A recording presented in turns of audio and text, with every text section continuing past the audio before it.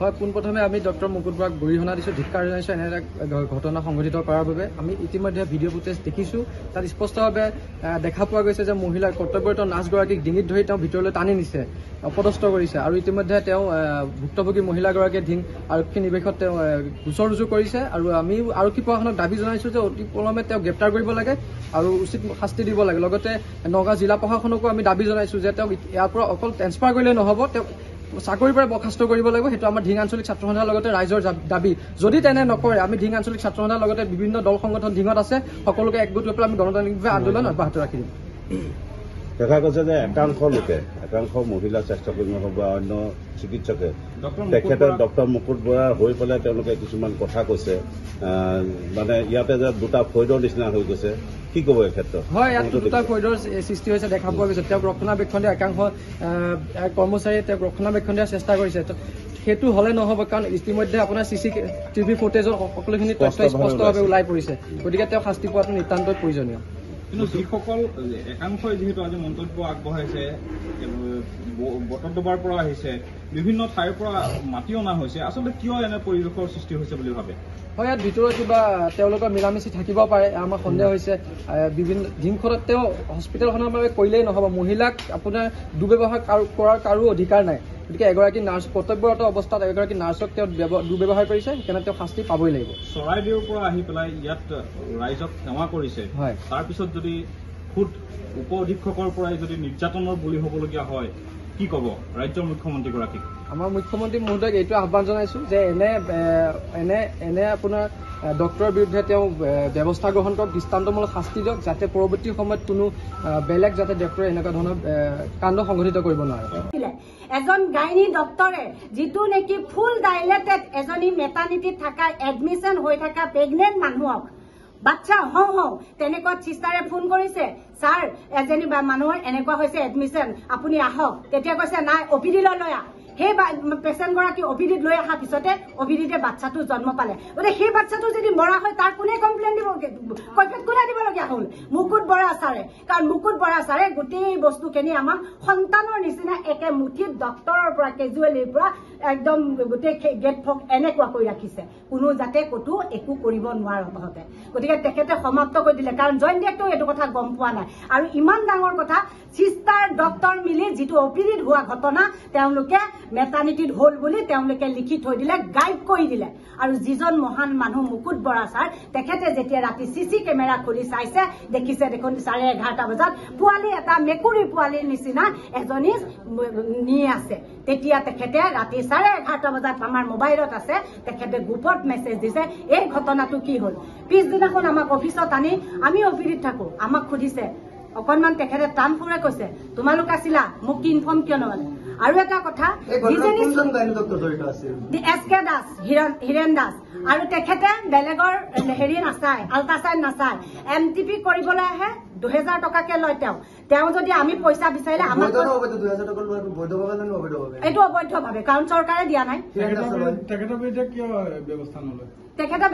তেখেতে সুপাৰিনটেণ্ডেণ্ট দেৱতী ছাৰে কৈ আছে যে এইটো কিন্তু কিবা যদি ইলিগেল কৰি আছে, এইটো যদি কিবা হয় কিন্তু ফলছত তুমি পৰিবা। গতিকে তেওঁলোকক কৈ আছে সেইটো হস্পিটেলতে যিমানটো হলেও দেখি আমি সেইকেইগৰাকী নাৰ্ছ আৰু যিকেইগৰাকী তাৰমানে ৱৰ্কাৰ আছিলে, ইয়াত ৱাৰ্ড গাৰ্ল আছিলে, তেওঁলোকক ধিক্কাৰ দিছোঁ। তেওঁলোকে এজনী মহিলা হৈ পেলাই এগৰাকী মহিলাক মুকুট বৰা নিচিনা এজন ডক্টৰে ডিঙিত ধৰি পেলাই চুচুৱাই নিছে। আমি CCTV ফুটেজত দেখিছোঁ, ডিঙিত ধৰি চুচুৱাই নিছে। তাৰপিছত সেইকেইগৰাকীয়ে এতিয়া মুকুট বৰাক ৰক্ষণাবেক্ষণ দিবলৈ ঘূৰি আছে। গতিকে আমি তেওঁলোকক ধিক্কাৰ দিছোঁ। মুকুট বৰাৰ লগতে তেওঁলোককো ইয়াৰ পৰা অতি সোনকালে আমি ধিঙৰ পৰা বেলেগত দিবলৈ অনুৰোধ জনাইছোঁ। ধিঙত তেওঁলোকৰ নিচিনা নাৰ্ছ আমাক নালাগে, অতি সোনকালে আমি জিলা প্ৰশাসনৰ লগতে অসমৰ মুখ্যমন্ত্ৰী মহোদয়ক আমি দাবী জনাইছোঁ, ধিঙৰ পৰা তেনেকুৱা মানুহ আঁতৰাই দিব লাগে। ধিঙৰ বদনাম কৰিছে, এজনী বাহিৰৰ পৰা অহা ছোৱালীয়ে আমাক আমাক সুৰক্ষা দি আছে। তেওঁলোকে আমাক তাৰমানে কৰ্মৰত অৱস্থাত থাকি ঘৰ বাৰী এৰি পেলাই আমাৰ ধিঙত আছেহি, তেওঁ যেতিয়া সুৰক্ষা নাই। গতিকে আমি ধিংবাসী লজ্জিত। আজি দেশত আজি ধিঙৰ সকলোৱে যেতিয়া চিকিৎসালয়ত এগৰাকী মহিলা, তেওঁলোকৰ যি বছ বা তেওঁৰ যি কৰ্তৃপক্ষৰ ওচৰতে যদি তেওঁলোকে যদি নিৰাপত্তাত নাথাকে, নিৰাপত্তা নাপায়, তেতিয়াহ'লে কি ক'ব আপুনি? কেনেধৰণে জেনেৰেল পাব্লিক আহিবলৈ গ'লে ভয় কৰিব। মহিলা জেনেৰেল মহিলা চিভিললৈ আহিবলৈ ভয় কৰিব। মুকুট বৰুৱাৰ নিচিনা মানুহ যদি ডিং চিভিলত থাকে জেনেৰেল মহিলা আহিবলৈ ভয় কৰিব। কাৰণ এইটো ভিডিঅ' দেখাৰ পিছত পটককৈ মহিলা এগৰাকী ইয়াত চিকিৎসা কৰিবলৈ নাহিব। কাৰণ নাৰ্ছৰ ওপৰতে যেতিয়া তেওঁ ডিঙিত ধৰি চুচুৱাই দিছে, বাকী মানুহকতো তেওঁ আগতো কৈছে, কাৰোবাক পাৰ মাৰি দিছে, কাৰোবাক চাইকেল গুৰিয়াই দিছে জেনেৰেল পাব্লিকৰ, তেনেকুৱাতো বহুত তেওঁৰ ওপৰত কমপ্লেইন আছে, বহুত নাৰ্ছৰ ওপৰত ইয়াত কমপ্লেইন আছে। তাৰপিছতো নাৰ্ছে যেতিয়া তেওঁ মহিলা হৈ পেলাই মহিলা সুৰক্ষা তাৰমানে মহিলা পক্ষত নগৈ তেওঁলোকে গৈ পেলাই ডক্টৰজনৰ পক্ষত কৈছে, যিটো সঁচা কথা। আমি নিজে আপোনালোকে সকলোৱে দেখিছোঁ, আমি দেখিছোঁ, যিটো সঁচা কথা তাত তেওঁলোকে গাপ দিবলৈ চেষ্টা কৰিছে। গতিকে আমি ধিক্কাৰ দিছোঁ। আমিও আৰক্ষীৰ লগত যোগাযোগ কৰিছিলোঁ, আৰক্ষীয়ে তেখেতক বিচাৰিছে বুলি আমাক জনাইছে, গতিকে তেখেতক লগ পোৱা নাই বুলি আমাক কৈছে। গতিকে আমি এইটোৰ ওপৰত বেছিকৈ ক'ব নোৱাৰিম, কাৰণ আৰক্ষীয়ে বিচাৰিছে, বিহু ছিজন, তেওঁলোক বহুত ব্যস্ততাৰ মাজত আৰক্ষীয়ে বিচাৰিছে, তেওঁ ঘৰতো গৈছোঁ বুলি আমাক জনাইছে। গতিকে আমি অনাগত সময়ত ঢিং আৰক্ষীক আমি আজি লগ কৰিম আৰু ঢিং আৰক্ষীকো আমি দাবী জনাম মুকুট বৰুৱাক অতি সোনকালে গ্ৰেপ্তাৰ কৰিব লাগে আৰু লগতে অসমৰ মুখ্যমন্ত্ৰী মহোদয়ক এনেকুৱা ডক্টৰক অতি সোনকালে ছাছপেণ্ড কৰিব লাগে, অতি সোনকালে। 24 ঘণ্টা আমি সময় দিছোঁ, 24 ঘণ্টাৰ ভিতৰত মুকুট বৰুৱাৰ ওপৰত একশ্যন হ'ব লাগে। এই ঘটনাটো ঘটা আজি প্ৰায় 4 দিনে হৈ গ'ল। ভুক্তভোগীয়ে থানাত এজাহাৰো দিলে, আজিলৈকে পুলিচ প্ৰশাসনে কোনো এটা একশ্যন লোৱা নাই। এই বিষয়ে আমি কালিও আহিছিলোঁ, কিন্তু কোনো লোৱা। আজি বৰ্তমান CCTV ফুটেজ চাই গম পোৱা গৈছে যে তেওঁ যি কৈছিলে সঁচা কথাই কৈছে, মিছা কথা কোৱা নাই। এনে এজন ছুপাৰিণ্টেণ্ডেণ্ট থাকিও যদি আমাৰ ঢিং FIU-খন যদি ষ্টাফক যদি দুৰ্ব্যৱহাৰ কৰে, আৰু ইয়াতকৈ ঘৃণনীয় কথা হ'বই নোৱাৰে। বিল আছিদ খানা ইতিমধ্যে আমি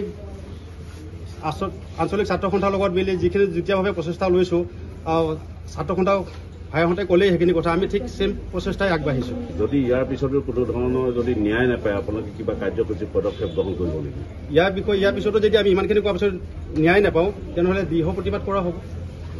আপোনালোকে কেনেধৰণৰ ন্যায় বিচাৰিছে ডক্টৰ মুকুট বৰুৱাৰ বিৰুদ্ধে? ডক্টৰ মুকুট বৰুৱাৰ বিৰুদ্ধে এনেকুৱা এজন উপ অধীক্ষক আমাৰ ডিঙত নালাগে, যিজন অধীক্ষকে চিভিলৰ কাম কৰিছে, আমি নাই কোৱা বুলি নকওঁ। যদি ষ্টাফক যদি ভাল ব্যৱহাৰ কৰিব নোৱাৰে, তেনে এজন অধীক্ষক থকাতকৈ নথকাই ভাল। তেখেতে যদি ষ্টাফকে এনেকুৱা ধৰণৰ ব্যৱহাৰ কৰে আৰু সাধাৰণ পাব্লিকক কি ব্যৱহাৰ কৰিব? এই পৰিৱেশটোৰ সৃষ্টি এই ডক্টৰ মুকুট বৰুৱা ছাৰৰ কাৰণেই হৈছে। কাৰণ এনেকুৱা যদি অসভ্যালি নকৰিলে হয়, এজন চিষ্টাৰক গতিয়াই যদি খেদি নিদিলে হয়, তেওঁ এই ব্যৱহাৰখিনি নাপালে হয়। হয়, তেনেকুৱা আছে, স্বাস্থ্যকৰ্মী আমিও দেখিছোঁ। তাৰ ভিতৰতে এগৰাকী আছে, নামটো নকওঁতে ফেচবুক লাইভ যোগেৰে কৈছে যে ছাৰে এনেকুৱা কৰ্ম কৰিব নোৱাৰে বুলি, কিন্তু লাইভত তেখেতে নাহে, কিন্তু ফুটেজতটো আহিছে যে তেখেতে কৰিছে। তেখেতে ছাৰক বচাবৰ কাৰণেতো চেষ্টা কৰিছে।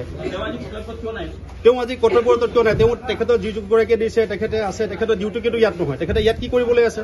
আজি তেখেতৰ কি কাম আছে ইয়াতে? তেখেতে আমি কোনোমতে বোমাগুৰিনে বৰ্ডত চাকৰি কৰে, চাব চেণ্টাৰত কৰে। আজি দিনত কি কাম আছে? আৰু ইউনিফৰ্মত থাকি ফেচবুক লাইভত আহিছে, মানে কি ডিউটি নকৰে? গাফিলতি কোনে কৰে? তেখেতলোকে কৰে, আৰু বেলেগে যোনে ভালকৈ কাম কৰে তেখেতলোকক গোটিয়াই মাৰি ঠেলি উলিয়াই দিয়ে। এইটো কেনেকুৱা ধৰণৰ কথা?